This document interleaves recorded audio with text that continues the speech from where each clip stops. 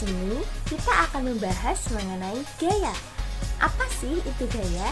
Jadi, gaya adalah tarikan atau dorongan yang menyebabkan sebuah benda mengalami perubahan letak atau posisi.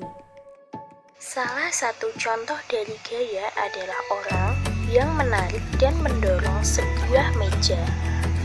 Contoh yang lain adalah seekor kuda yang menarik sebuah kereta.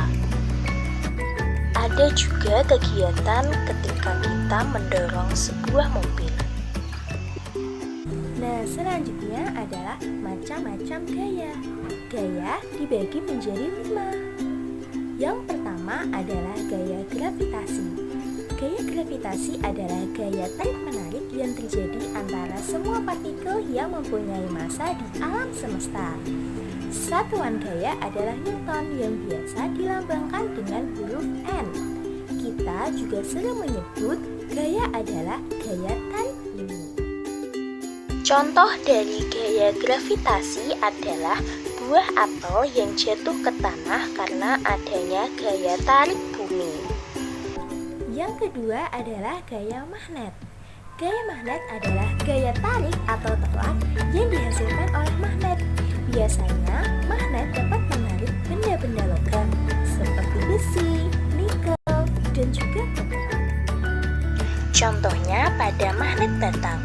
Apabila kutub magnet sejenis yang berdekatan akan saling tolak-menolak, sedangkan kutub magnet yang tak sejenis jika saling berdekatan maka akan saling tarik-menarik. Yang ketiga adalah gaya otot. Gaya otot adalah gaya yang ditimbulkan oleh gerakan otot manusia atau hewan untuk menggerakkan suatu benda. Contoh dari gaya otot adalah ketika kita melakukan push up. Yang keempat adalah gaya pegas. Gaya pegas adalah gaya yang ditimbulkan oleh merenggangnya benda-benda elastik. Contoh dari gaya pegas yang pertama adalah karet yang ditarik. Contoh yang kedua adalah menarik pentil di ketapel. Yang terakhir atau yang kelima adalah gaya gesek. Jadi, gaya gesek adalah gaya yang ditimbulkan oleh permukaan dua benda yang saling bergesekan. Antara gaya gesek berlawanan dengan arah gerak benda.